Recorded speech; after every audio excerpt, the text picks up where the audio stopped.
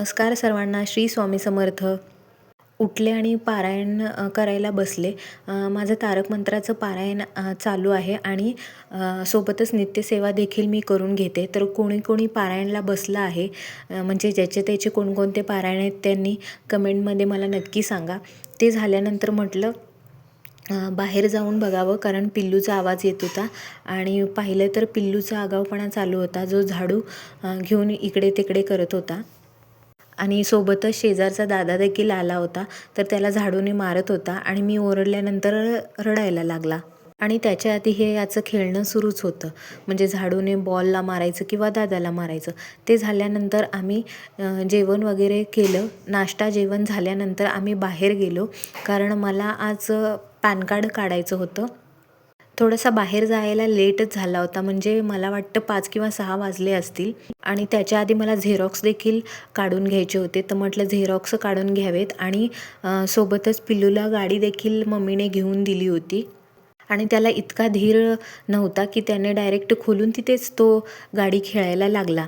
ते झाल्यानंतर घरी आलो आणि म्हटलं गरम गरम कॉफी प्यावी. तुम्ही म्हणाल कॉफी जास्ती पिऊ नये, पण मी कॉफी माझ्या माहेरी आल्यावरच पिते बरं का. सासरी अजिबात पित नाही.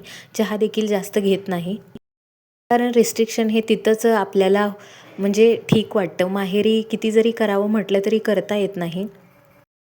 आणि मम्मीने गरम गरम कॉफी दिली आणि मी ती कॉफी गरम गरम पितच होते. ते झाल्यानंतर म्हटलं बाजारातून मिरची आणली होती, जी देशी मिरची असते ती भाजायची होती.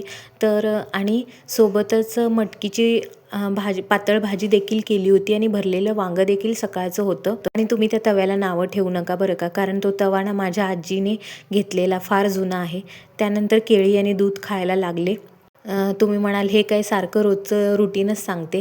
तोपर्यंत लाईट देखील गेली, पण काय करणार, माहेरी जे खाते जे आहे तेच मी तुम्हाला दाखवते. त्यानंतर पिल्लू गाडी घेऊन खेळायला लागला आणि याला गाडी खेळायची सोडून हा डायरेक्ट गाडीवर बसायला लागला आणि गाडीवर असं खेळत खेळत तो खूप वेळा पडला. शेवटी मी ना ती गाडी लपवून ठेवली. पण कसं होतं, शेवटी आई आहे तर त्याला द्यावीशी वाटतेच. त्यानंतर म्हटलं मम्मीकडून तेल लावून चंपी करून घ्यावी आणि पिल्लू देखील माझी चंपी करत होता. ती केसाला करायची सोडून माझ्या तोंडालाच करत होता. मग थोड्या वेळाने पिल्लूची देखील चंपी केली. एकतर याला लहान असताना केसच नव्हते बरं का, आता थोडेसे यायला लागलेत, तर म्हटलं तेल लावून चंपी करावी.